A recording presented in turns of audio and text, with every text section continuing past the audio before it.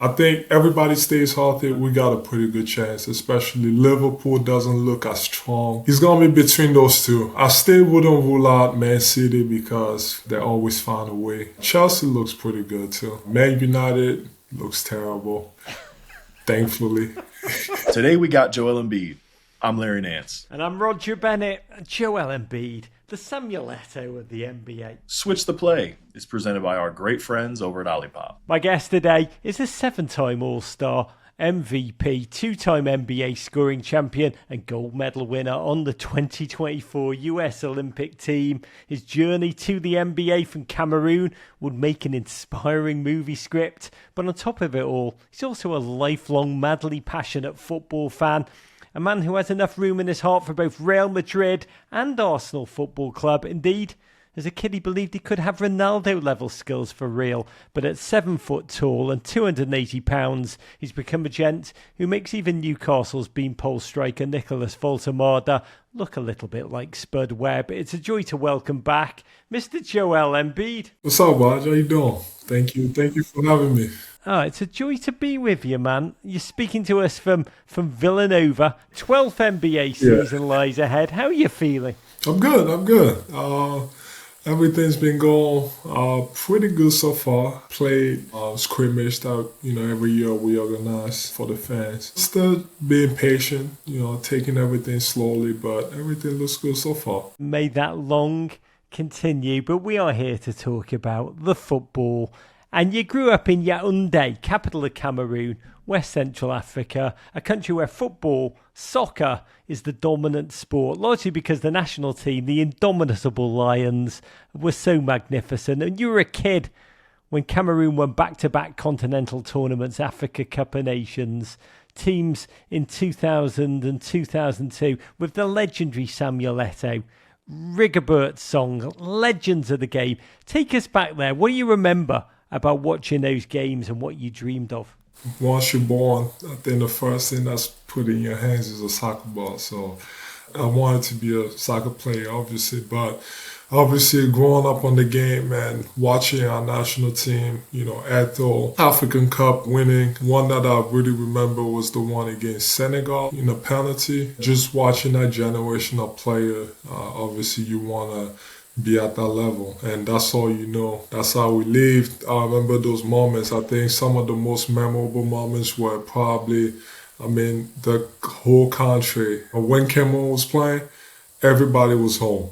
Everybody was cheering. You could hear the whole country, like before anything, it was so silent. And then as soon as we scored, you could hear just the whole country just cheering, and that's what you used to live for. And that's what I wanted to do growing up. Oh, grease up those telephone poles. I know you wanted to be Samuel Eto'o as a kid, right? A striker. Can you just tell listeners who didn't have the opportunity to see him play, what was he like to watch Eto'o? It was fun. It was the leader. You had a couple of guys, Rigobert's son, who was a captain, but Eto'o obviously was the best player, one of the leaders. Watching him, taking us to the promised land. You look at those role models, and then obviously what he accomplished, playing Barcelona, Inter. And, you look at that, you're like, he reached the highest level possible. Could have possibly won a Ballon d'Or, but I think, he reached the highest level you can reach at that level. So just watching him, you look at those role models and, that's who you want to become. What kind of a player were you like, 8-year-old Joel? Is it a Premier League or Champions League player that you compare yourself to? Growing up, obviously, everybody wants to be a striker because it's fun to score goals. I think once I figured out I was getting a little too tall, I like being a midfielder. Guys like Yaya Toure, big body. That's where I kind of saw myself. Midfielder, controlling the game, making the right passes, getting back on defense, getting the stops. It's kind of like an all-around, player. Yaya Toure was an incredible mix of the physical and the intelligent, the mental. He was a big body bully. Larry Nance, my friend, says that's what it's like to play against you in the NBA, Joel. He described you as a mountain. He said you were the hub. Yeah, I try my best. I think, IQ is a big thing, but, obviously the physical ability, being that size and being able to do, everything on the basketball court. That's what I always pride myself on. Playing like a guard, playing like a big, just mixing it up based on matchups, using my size, the IQ. That's, you look at someone like Yaya, that's who he was. You said also, and I love this, that it was on the football field as a kid that you learned to create almost a tough guy persona. It was where you learned to snarl on the field. Could you take us there? Yeah, I mean, growing up, obviously, when you're the tallest, always at that, at your age, for the guys that you're playing against, you always gonna be kind of like, somewhat the strongest or whatever, or intimidate a lot of people. On a soccer field or football field, I always use that to my advantage, scaring people off, kind of. I don't like being a bully, but at times I was kind of like being a bully on the football field. This is your quote. You once said, I'd put my arms out, make this mean face, try to scare everybody. I kind of liked that they were afraid of me.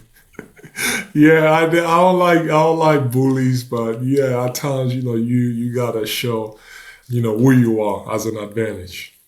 Joel, I love another story that you tell about this time, that your parents, God bless them, demanded that your focus be on your schoolwork. They were like, no soccer, homework, homework, homework. And so you learned this trick. You'd scatter your homework on the table when you got home. Tell us the story, because it's a baller move. Kids watching, learn from Joel here. It was usually after school. Obviously, I was never allowed to be outside at home. I was always, I was forced. I had to be at home at all times. So when I would come back from school, if my parents were not home yet, especially my mom, I would make sure that I come home, I arrange everything that needs to be arranged, schoolwork on the table, and just arrange everything, because it got to the point where I almost had lookouts. I also knew the sound of my mom's car. So if she was a couple feet away, very far, actually, I could know that was my mom. So while I was playing football, I used to first have lookouts. But then again, I also, knew the sound of a car. And as soon as I just heard the sound of a car, because the football field was actually next to my house. Yeah. As soon as I heard the sound of the car, and the lookouts was like, Joel, your mom. I would just, obviously, I can't just run home because it's the same street as she was driving in. Yeah. Well, and I had to cross the street, so I will have to let her go past. And then as soon as she goes past, run fast. We had, two gates. The main gate was at the top of the hill, and the second gate was at the bottom of the hill. Always make sure the second gate obviously was wide open. And as soon as she passed, run fast to the second, cross the street, run fast to the second gate, run, quickly wash my feet. The time that she took to park her car, because the way she was parking her car, she always had to go back in reverse and park the car that way. So it kind of took, a lot of time.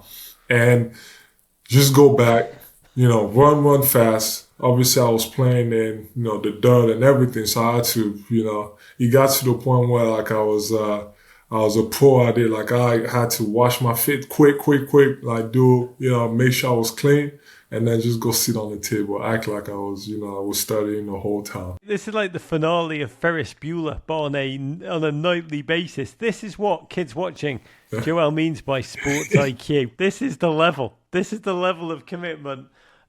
So when the growth spurt happened for you, Joel, that must have been both incredible because your body was changing, but it must have been a bit sad for you because this thing that you were so good at, soccer, you suddenly didn't have the body to play. I don't remember when it actually happened, but I've always been the tallest, so you get to a certain level where you grow. I mean, I started playing basketball at 16. I still had those dreams of playing, football. Peter Crouch was one of those tall guys that you look at, but there's not a lot of those guys. So you get to a certain age where you're so tall that you start looking at yourself. You're like, maybe it might not be meant for me.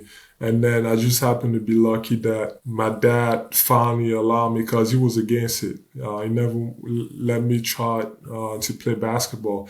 And then at 16, that's when he finally allowed me to try. And then I guess the rest is history. Was there a moment of sadness for you in that period where you lost the ability to play the game you loved? Yeah, I mean, you grow up, you basically, grow up wanting to be a football player. That's your dream. You look at, all those guys, the role models. One of my, favorite players, Zidane. You look at those guys, you're like, I want to be like them. Those are the guys. So basically the sport that you want to play is football. But you get to a point where you start to realize slowly that, one, I was pretty good, but I don't know. I would have never been, a star, a superstar like those guys. But you get to the point where you kind of realize that maybe you might make it, maybe you might not, but you're definitely not gonna be as good as those guys.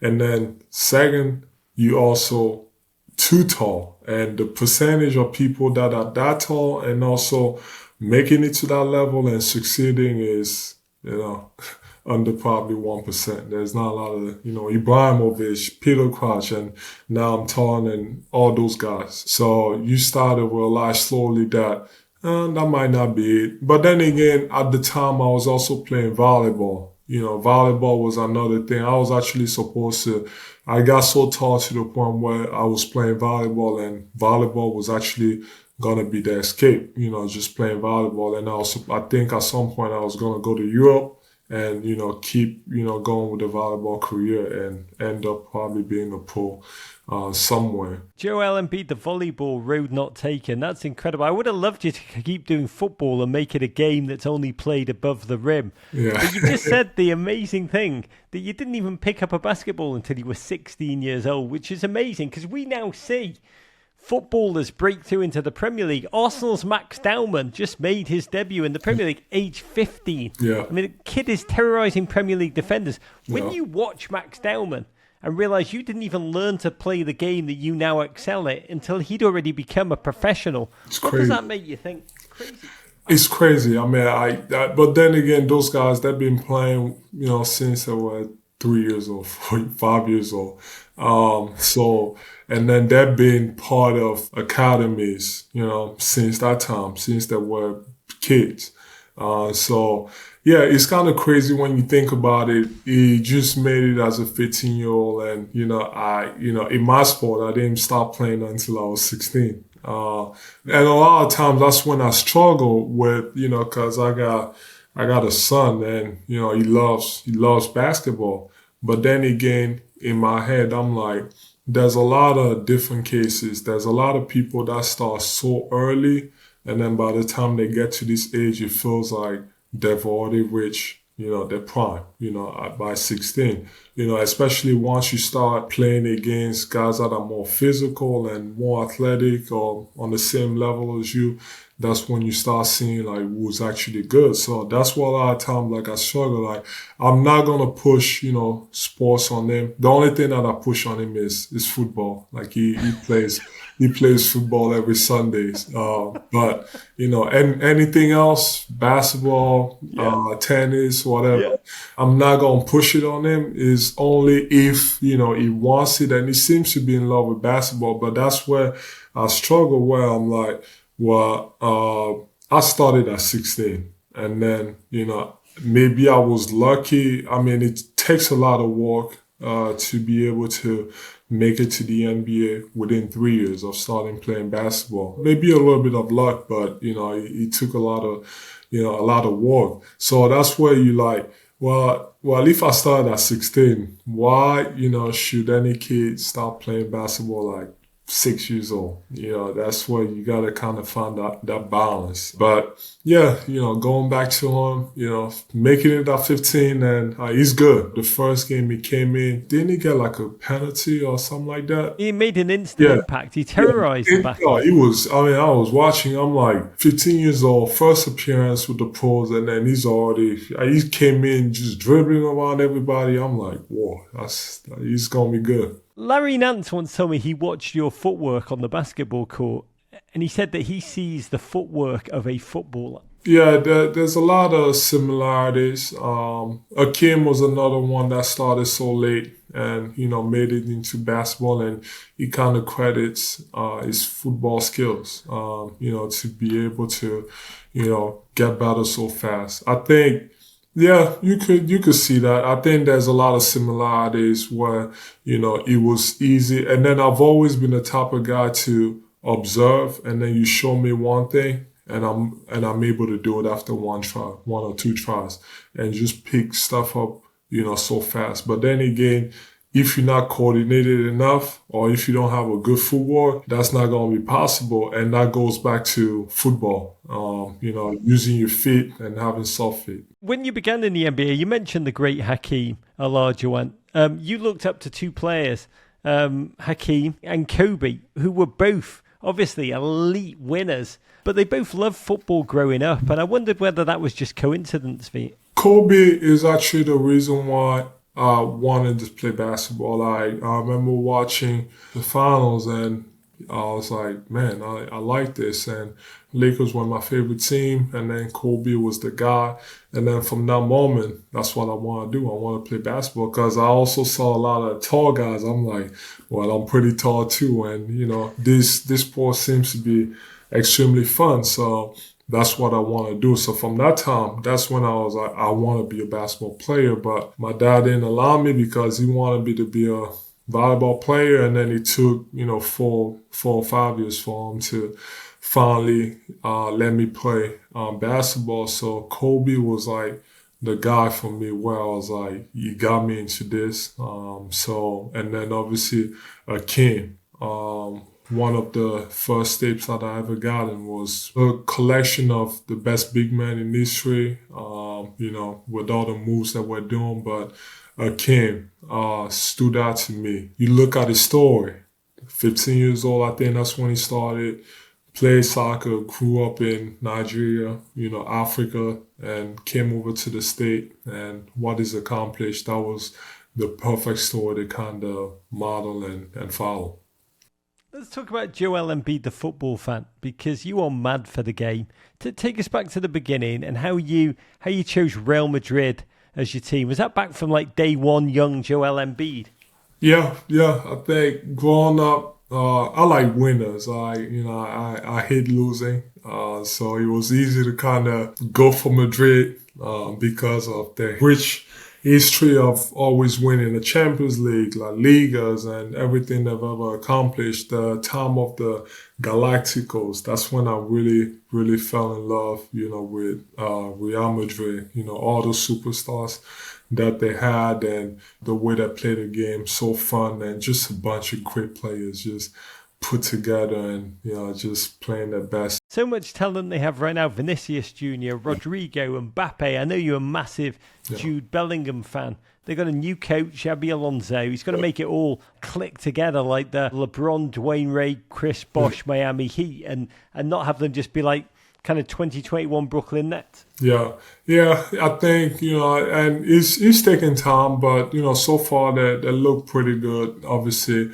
Kylian Mbappe, he's been on the tier. I mean, every single game I'm watching, he's like scoring 1-2 goals and just killing it. And, obviously just building the team around him. And obviously the system that, Xabi wants to play, especially for that collection of talent.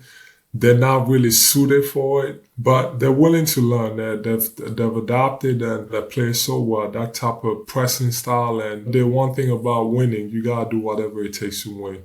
You cannot win, playing your own way. I'm sure Kylian, he likes, to just attack and, not get back on defense, and like most forwards, but, he's taking on that role of, doing more, for the better of the team. Same thing with Vinicius and all those guys. So, Valverde is another guy. I don't know how he never gets tired. That man, he's all over the place. Like 90 minutes, he's like offense, defense, wide runs, and always doing everything on the court. And obviously Jude has been hurt, but he just got back.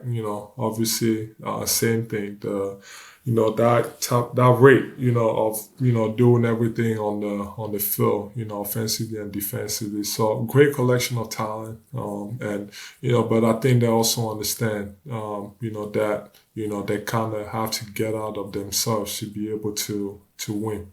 But Sharp is a great coach. You're also an Arsenal supporter, and I know that passion came from their history of signing incredible French players like Thierry Henry, Robert Pires, even Olivier Giroud. Right now, they're the ultimate nearly team. I mean, so many painful near misses. Can you put into words what it is that you love about them? The youth, Mikel Arteta has done a great job coming in and putting his system in place. Obviously, to be able to win takes a lot. And to where he started to where he's now. I think last year, for example, one of the missing piece was they just didn't have enough depth. This year, they're much deeper than they were last year, which is going to give them a better chance to be able to accomplish, some of the stuff, winning the league and whatever, the Champions League. But like I said, same thing with, Real Madrid. Obviously, Real has more talent, but I think, Arsenal just playing together, everybody doing their job, and the pressing style, and, and the defense, which is probably, I think the defense is the key to everything. And they've been great the last, 2 or 3 years. And then obviously the forward spot, finally having, I know Marino has been good, and I don't know how he finds way to always score goals, but now you have an actual forward. That's really good. Gyökeres. Who's your favourite Arsenal player right now, Joel? Right now, I like Odegaard and Saka. Yeah, probably between those two. Saka, obviously the most popular one, but I think Odegaard is the key. He just sets up, just like, when you look at the Man City days of them dominating, it was all about De Bruyne, KDB, setting up everything. I see Odegaard as the same thing. I think he's the key. Stays healthy. And I think that's how they're going to win. You picked two guys who are quite fascinated by the NBA, also Odegaard and KDB. KDB, NBA obsessed. But you're Arsenal. They've come second, incredibly 3 times on the run, just spent $340 million to try and build out that squad depth. Can Arsenal Football Club win the Premier League? Yeah, for sure. With how deep they are this year, I think they can. Obviously, you need to do your job and do the right things, but a little bit of luck comes into it too. Got to stay healthy. Last year, Saka missed a big, part of the season. I think, everybody stays healthy. Odegaard's already missed a little bit of time, but I think everybody stays healthy. We got a pretty good chance, especially Liverpool doesn't look as strong as last year. That's a big part of it. But it's gonna be between those two. I still wouldn't rule out Man City because they always find a way. Chelsea looks pretty good too. Man United looks terrible. Thankfully. I didn't know where you were going. They look like they're gonna be stuck back there for a while. There is a duality of supporting two clubs. Last time you came on, you said that you'd root for Madrid over Arsenal if they ever played each other. And then it just so happened the two teams met in the Champions League quarterfinals last season. I need to know, how did you experience it? Did you just totally switch off the Arsenal side of your heart? I did. I'll be honest with you. I didn't watch the game. I couldn't. I couldn't watch the game. I just looked at the score.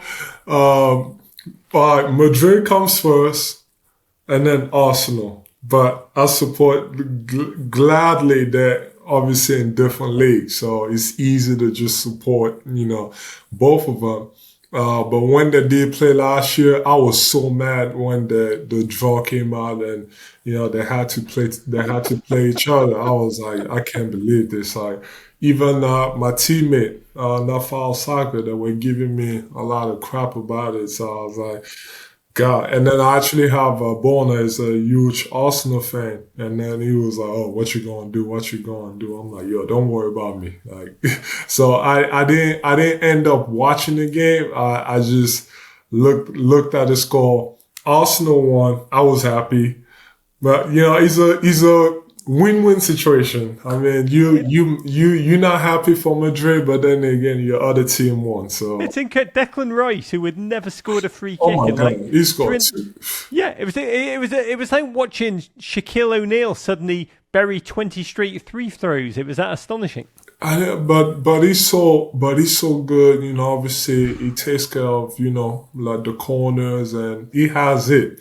But the way he scored, especially the first one, it was unbelievable. And I watched the highlight.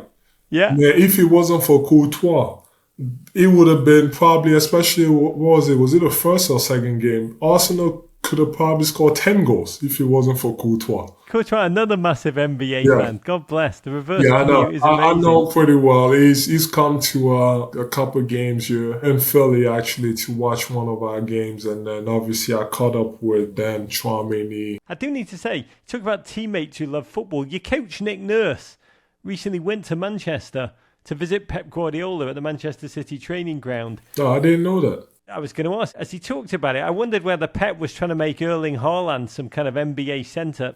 No, I didn't know he went to visit the Man City. I know Joe Mazzulla is that's another big football fan. Massive close friend of Pep. Yeah. We've had Joe come on and talk about that friendship. Yeah, I'm going to ask Nick what he found out, because I'm genuinely... Yeah, I will. I'm fascinated to hear his side of the comment. Erling Haaland would make some incredible NBA centre, though, right? Yeah, he would.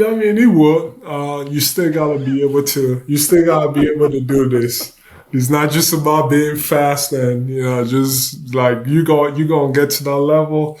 And there's stronger players than you. There's more athletic players than you. Now you still gotta be able to make the ball go on the hook. He could, but it's not just about the physicality and that ability. I do have to shout out my favourite ever tweet of yours, Joel. I just want to speak it into existence. This is a real Joel Embiid tweet, and I love you for this. You wrote, "Peter Drury, you are a treasure, sir." Yeah. I just got to ask you, what do you love about Peter Drury's bar? I don't even know how to explain. There's a few guys, so when I watch sports, a lot of people don't care about the announcers, and I really pay attention to everything. And I like listening. When I watch sports, like I have to be by myself or in an empty room so I can hear those guys talk. It's the same thing. And I'm a big baseball fan. Anytime Joe Davis is doing the game, I'm like, I gotta tune in. That's why I watch every Dodgers game, Phillies game. In basketball, Kevin Harlan, when he's doing the game, I'm like, oh man, he's gonna say something that's gonna be like, whoa, he's gonna give you chills. That's the same thing with Peter Drury. Like when he does the game, just in his analogy, I don't even know how he comes up with it. I would love to talk to him one day and be like, before every game, do you write stuff to say, or it just comes naturally? And how does it come that naturally? I mean, the stuff that he says and the way he says it, it's just so beautiful. Joel, I love you. I will make that conversation happen, because we had him on the show. I asked him that question. He swears he writes nothing down. I do believe Peter Drury might be one of the world's greatest spoken word poets. I mean, he has to. He's probably like Shakespeare. I mean, the way I don't read books, but I know Shakespeare. I mean, he might be better than Shakespeare. I'm going to make that conversation happen this season. Joel Embiid. He's amazing. I don't know why he comes up with this stuff, but it's beautiful. World Cup's coming here. Do want to touch upon this, because 6 games are going to be in Philadelphia, 5 in the group stage, 1 round of 16 game.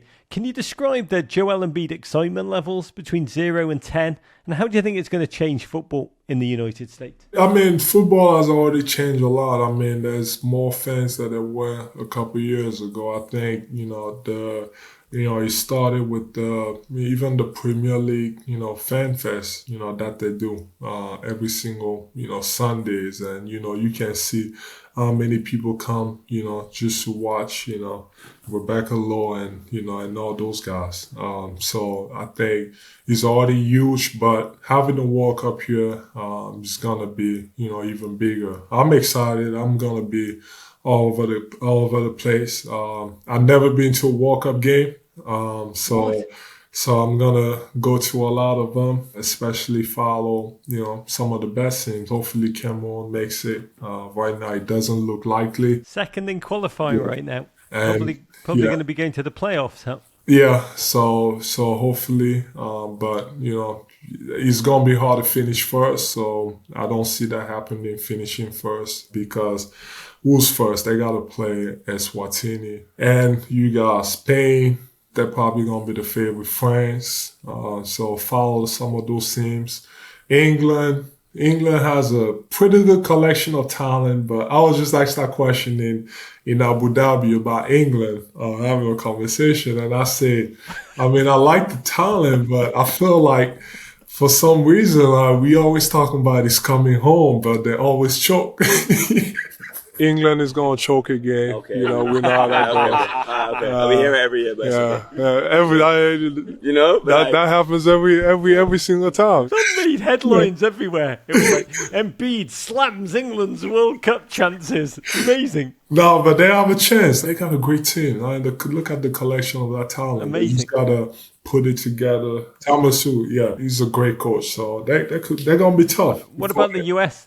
The U.S., I see off adrenaline, being home, sure, have a good chance. But, in front of those teams, I don't see it happening. Cameroon got to start playing you and Siakam. I guess. I would love to. God, you and Pascal, I'd pay to watch that happen. Yeah. But I want to close, Joel, by talking about a beautiful ESPN profile that came out about you a couple of months ago. I thought it was such a brave piece for you to talk so openly about how you feel about your career. You said at the end, I care about how I'm going to be remembered when it comes to basketball, but not as a man. As a man, you can't tell me nothing. Can you describe exactly how you would like to be remembered? We just talked a little bit about my story. Grew up in, Cameroon, as we know, being in Africa in general, there's a lot of, whether it's poverty and all that. And, coming from where not a lot of us get that opportunity and making it here, and starting at 16 and making it to the league at 19.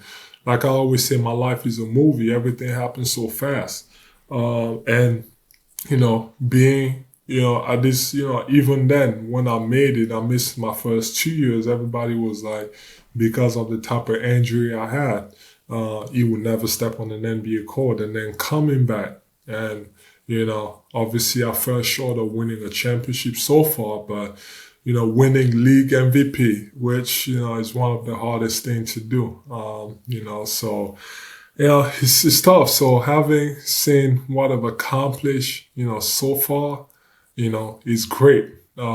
Just a story. It's not even about what I've accomplished. It's just where I started and, to where I am. That's when, being a role model to my people, making people understand that, it doesn't matter where you started. It doesn't matter where you come from. It doesn't matter what you have. You have a chance. If given a chance, there's a chance that you can accomplish it because I've done it.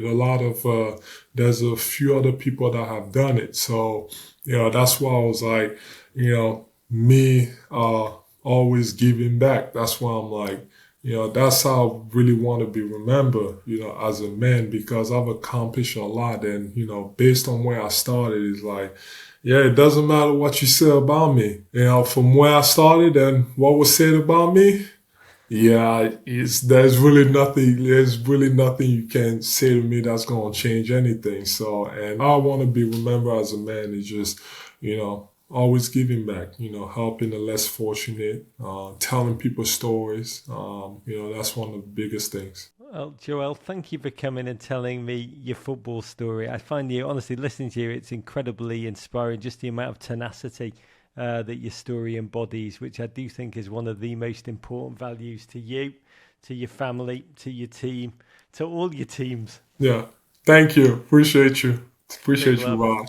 Larry, what a man. Man, that guy, for such a monster on the court, he's just so soft-spoken and so respectful. I love it. I love it. I thought it was really cool how him comparing himself to Yaya Toure, they both just have such a subtle dominance about the game. It may not be loud in your face with every possession, but throughout the course of the game, and you look at it afterwards and their fingerprints are just left all over the place. The parallel is remarkable. I've actually spent some time with Yaya Toure, and not unlike Joel, he's also an enormous man who you think of as so powerful in their own right. But when you speak to them, there's just a sweet, soft-spoken intelligence that just shocks you about both of those human beings. The parallel is eerie. It's the silent dominance, I'm telling you. It's not in your face, but you look under the covers a little bit, and man, they affect the game in so many ways. It's so much fun to watch. What else? Because it was your point that there's a football overlap when you watch him play, and he loved it when I said this to him. The thing about when you watch his footwork, you see soccer footwork even on an NBA court. Absolutely. That's something that I credit to a lot of my football upbringing and the dancing feet they teach you. So him mentioning Hakeem and Hakeem's base being soccer or football, and Joel's base being football is so in line with everything that we've talked about thus far. The parallels between soccer, basketball, and the rest of the sporting world is there for everybody to see. His footwork, you can just tell he's been keen to move with his feet early on. You can also tell he's keen to move with his feet now. Like, Jen pretends that he's too big to play, but still know in his imagination he still could have been Ronaldo if he wanted. It's just that he just never quite got round to it. But it is time. Maybe you want to sign Joel Embiid for Leeds, Larry, because it is time to get to our favourite quasi-segment today in Leeds United. And Larry, we're talking just a couple of days after your beautiful, beautiful Leeds travelled to JJ Watt's Burnley, as they're officially known around the world, and they lost 2-0. Currently, 15th place. Good news, 3 points above that moon door of relegation. We're 8 games in to the Premier League season, and Leeds manager Daniel Farke recently said, effort was good, workload was good, effectiveness missing. Do you agree? I agree. I thought we gave a pretty good account of ourselves. I thought we dominated possession. We had the most chances. We just are lacking the finishing edge right now. And Dan James being hurt, Willie Nanto being hurt, Noah Okafor being hurt, we're down some of our best attacking options. So I'm choosing to stay optimistic here. Your approach to football, your approach to life, like genuinely, I bring darkness, I bring the pessimism. I find you genuinely so uplifting to be around. But you hit upon a challenge I relate to. My Everton, your Leeds, both similar challenge. Lack of a true, potent, clinical striker. I love Beto, who plays for Everton, but he could be a little bit more reliable. And right now, Leeds have Dominic Calvert-Lewin from Everton. I loved him. One of the top 3 best-smelling men in football. And Dominic Calvert-Lewin recently said, if you keep doing the basics and doing the right things over the course of the season, it pays you back. Do you agree, Larry, sportingly? I do. Often when guys find themselves in a bit of a rut, we played 4 games this preseason, and I think I was like 2 for 16 from 3 throughout those 4 games. I couldn't hit the ocean standing from a boat. It just came back to stay in your routine, right? Like water will always find its level. I'm a firm believer in that. So as long as he continues his runs, continues the work rate, continues to press from the front and lead our line, I do feel confident. Obviously we've seen him do it at the highest levels in the Premier League, and he seems to be in great shape right now. So I've got faith in our guy. I've got our guy. He is our guy, and he'll always be our guy. I'm incredibly fond of Dominic Calvert-Lewin as a human being, just genuinely a richly curious, empathetic footballer. I admire him hugely. That phrase, though, of yours, you've used it with me a couple of times in convo. Water always finds its level. I last spoke to you after the opening game of the season, which Leeds played against Everton. Beautiful Everton. 1-0 on the penalty.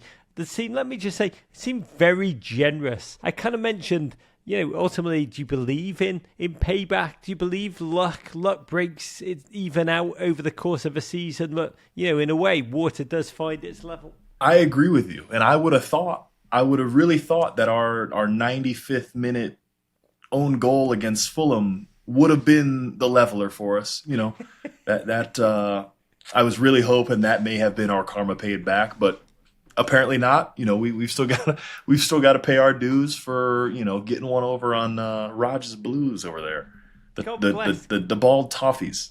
Yeah, it's giving you half your wins this season, and you are welcome. But Larry, enough about our teams. I believe you just had a close encounter, a through the looking glass encounter, with a gentleman who, my lord, I mean, just peerless for me. Talk about surging optimism, coaching front. This is amazing.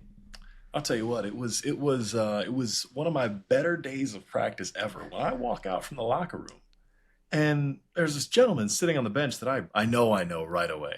And I go over to one of our coaches. I was like, hey, is that, you know, what's he doing here? Fabian Hürzeler is on our sidelines learning from my head coach, Kenny Atkinson, and the way he runs his program. Unbelievable. So I sat after practice with him and talked for a good 2.5, 3 hours. And we just shared stories about Brighton culture. He's the youngest coach in Premier League history. How did you get there? Talked about the work ethic of the guys that are in his program. Talked about the interlapping of sports and the younger generation and how to best reach them. It was, I learned so much from that conversation, and boy, do I have a whole new level of respect for him and the entire Brighton project. This is amazing. Hang on, so you're just practicing, minding your own business, got a season to prepare for, and they're just sitting there randomly at a Cleveland Cavaliers practice. It's Fabian Hürzeler, the Brighton manager, is just sitting there, just drinking it all in, available, accessible, just randomly. It's like he'd fallen from outer space into your lap. Yeah, you know what? I used to not be a fan of international breaks, but if I'm going to get the occasional visitor, we could have a few more. Yeah. What was he doing? What was he doing there? How did this happen? He came over to watch our practice for a day. He watched another team's practice for a day, just taking notes on how some of the best leaders in American sport connect with their players. What was the best thing that you learned backwards? One of my favorite things he said is, he goes, you know, my dad always taught me, like, in life, you're never done learning. And I'm such a young coach. I've gotten this massive opportunity at such a young age. I don't want to rest on my laurels. I don't want to pat myself on the back and be like, man, this is, I set a record.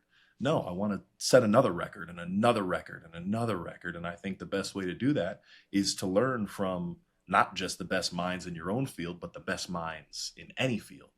And he said, he said his dad always used to tell him, no, in life, you're never done learning. God bless. Really, really cool lesson from him. But man, I'll tell you what, it was a really amazing experience. That is so random. I once walked into a bar in DC, and the hockey enforcer, Rob Ray, was just sitting there drinking on his own. And it was just, he's like, come sit with me. And I spent 5 hours just asking him every single question that I've ever wanted to ask a hockey enforcer. And it was just genuinely, it was like so random that he was there. You must have felt the same with Fabian Hürzeler back, just someone you're fascinated by, just suddenly appearing that you could just pepper with every Nance question. Absolutely. But it wasn't a one-way street. You know, he was asking me, hey, how do you best, you're one of the older guys. I don't want to be the older guy, but you're 25 years younger than Danny Welbeck. It hurts. He just scored twice at the weekend. Well, we spoke about Danny Welbeck. We spoke about James Milner. We spoke about the effect that those two and their incredible work ethic and what they sit James next to a certain player in film to make sure hey, we need to keep your attention here. And it's just really amazing how he leans on his players, that are older than him to, hey, I need you guys to help me teach these guys. It just is really, really amazing that he took his time off in the international break to just come learn. I would bet that Fabian Hürzeler had come over solely to watch you guys practice so we could get ideas on how to mark Nick Voltemada, the 6'6" wonder striker at Newcastle. I bet you that's exactly what he was thinking while he was watching you all do your business. Well, he might have been scouting for the next Nick Voltemada. There was a few of them in the gym. It's funny, in honor of his presence in the gym, to close out practice, we did have a penalty shootout. Who won? It came down to Leeds versus Brighton, obviously, and you and Fabian Hürzeler going head to head. No, we separated our team into two teams, and it was Leeds and Brighton.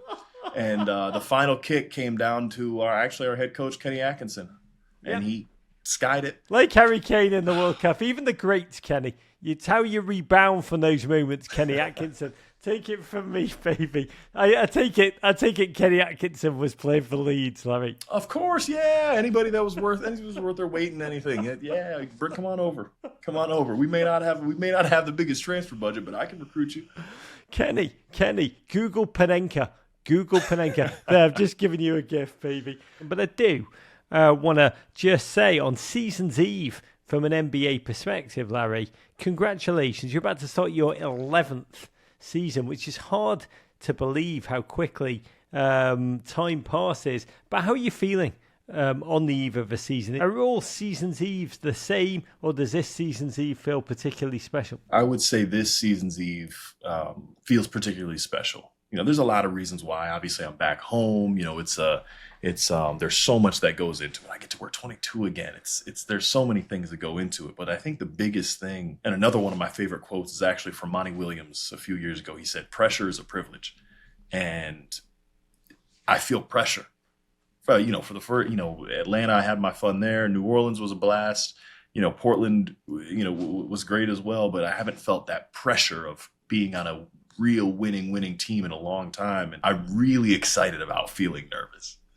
I love that. That's what you said when we got on an IRC. You said, "I'm nervous, but I'm excited to be nervous again." Like that feeling again makes you feel what, Larry? Makes you feel like this is what it's all for.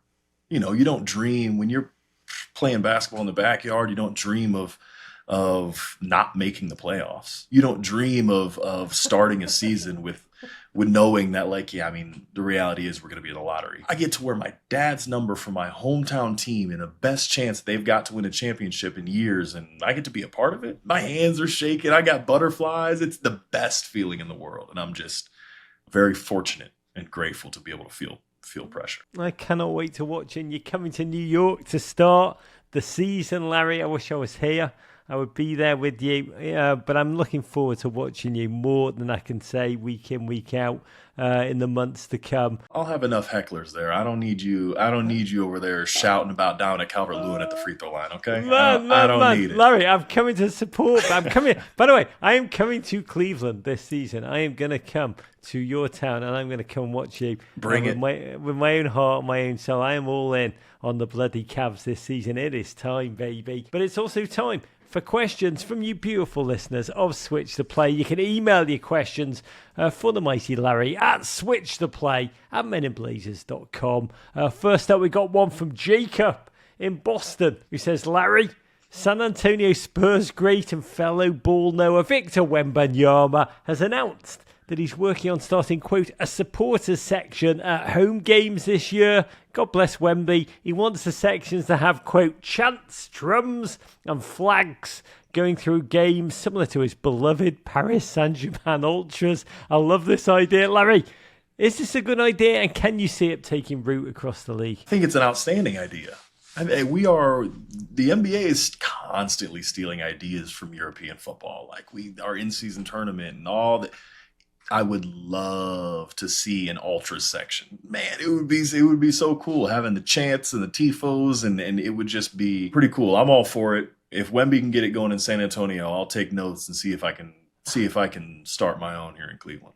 San Antonio fans, just listen to this. Shirts off, tifos up, flares set off. Make it happen. It would be, can you imagine the first person to set off a flare at the NBA, how long that will last? Which is the most intimidating NBA stadium to play at?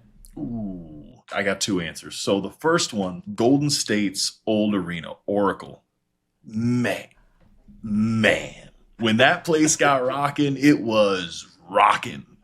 Playing them in the finals was unlike anything I've ever heard. One of the better atmospheres. What was it about it that made it so just unique? Those folks love their Warriors, for one. And two, it was small, so the fans were on top of you. They filled every ounce of it. It was never a game where it wasn't sold out. Like Oracle Arena used to be the gold standard. But now Oklahoma City is top tier. Those fans love themselves some Thunder basketball. This is their baby, and they treat the Thunder so well. Even in their down years, obviously, when there was Russ and KD, they were electric. And then they had a few rebuilding years, and then now man, I'll tell you what, we played them in the playoffs one year, and the whole lead up to the game, we could barely sleep because they were partying in the park next door. And by they, you mean Alex Caruso. God bless, man. Next question sent to us from Greg in Miami, who says, Larry, since the NBA's been implementing different elements from European football, e.g. NBA Cup, how would you feel? I love this one. If the league adopted promotion and relegation. Well, see, look, sitting in the position I'm in, I'm all for it. Let's start it this year. I've been on some teams, though, that I don't think that's a great idea. Do you not think it would solve a lot of problems for Adam Silver about dead rubbers in the league? Just like every game means something. It would. And I'm all for that. But I think it's tough because you need a league that you can pull from. You need a team that could compete from a lower league, where you pluck a team that got promoted from the G League or, whatever, you name it. They can't. Until we have a league that's relatively competitive beneath us, like it's just not really that feasible. Oh, God bless. Pull him up from MLS, baby. That is it. Huge thanks to Joel. What an incredible human being. Genuinely nourishes me more than I can say to listen to that man. Huge thanks always to you, Larry Nance. Find our past episodes with TJ McConnell and the mighty Alex Caruso. And just enjoy your ball, whichever it may be. Larry, to you, to the season ahead. Big, big love. Cheers. Thank you so much again to our dear friends at Olipop for being a part of Switch the Play.